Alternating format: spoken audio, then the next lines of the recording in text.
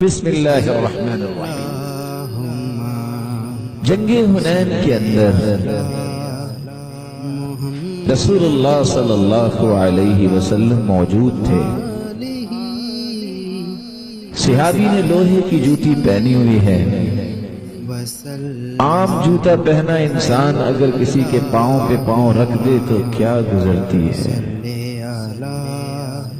لوہے کی جوتی رسول اللہ صلی اللہ علیہ وسلم کے پاؤں مبارک پہ آئی،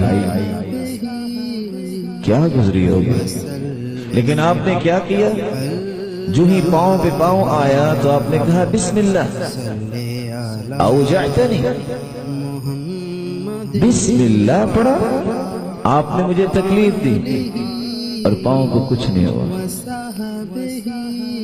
یہ حدیث چونکہ بڑی ہی مقام والی حدیث ہے، میں اس کو تھوڑا سا مکمل کرنا چاہوں گا اور اپنے لیے اور آپ کے لیے ایک سبق پیش کرنا چاہوں گا۔ صحابی کو بڑی پریشانی ہوئی، کہتے ہیں فَبِتُّ لِنَفْسِي لَائِمًا، میں رات ملامت کرتا ہوا سویا، میں نے رات گزاری ملامت کرتے ہوئے۔ کس بات پہ ملامت کر؟ مجھ سے ایسا ہو کیسے گیا؟ یہ نہ ہو کہ آیت اتر آئے کہ یہ تو منافق ہو گیا، اس نے اللہ کے رسول کو تکلیف دی ہے۔ خیر رات گزری، صبح ہوئی، اچانک ایک شخص آیا اور کہتا ہے اینا فلان ابن فلان، کہاں ہے فلان شخص؟ وہ میرا نام لے رہا تھا۔ میں نے پوچھا خیر ہے؟ قال فإن رسول اللہ صلی اللہ علیہ وسلم یطلبک، اللہ کے رسول آپ کو بلا رہے ہیں۔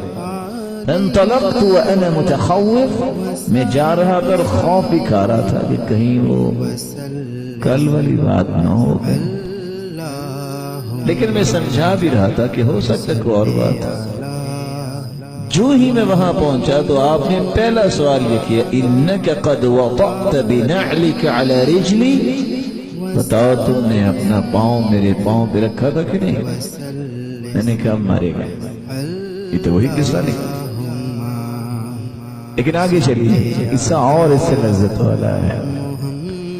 جب آپ کے پاؤں پہ اس صحابی کا پاؤں آیا تو آپ کے ہاتھ میں کوڑا تھا، آپ نے ہاتھ سے پیچھے نہیں کیا، اسی طرح کوڑا پکڑا تھا، آپ نے اس کو پیچھے کر دیا۔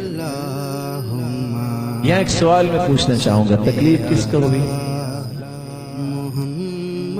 نہیں بولے، کس کو تکلیف ہوئی؟ معذرت کسے کرنی چاہیے تھی؟ صحابی رسول صلی اللہ علیہ وسلم کو آپ نے پہلے منوایا، آپ نے ایسا کیا؟ قلت نعم، ایسا ہوا۔ فنفحتک بالسوط، میں نے ہاتھ سے نہیں کوڑے سے آپ کو پیچھے کیا۔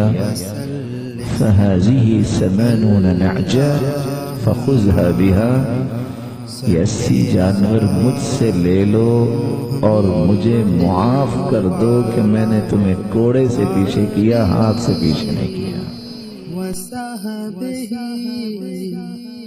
وسلم اللہم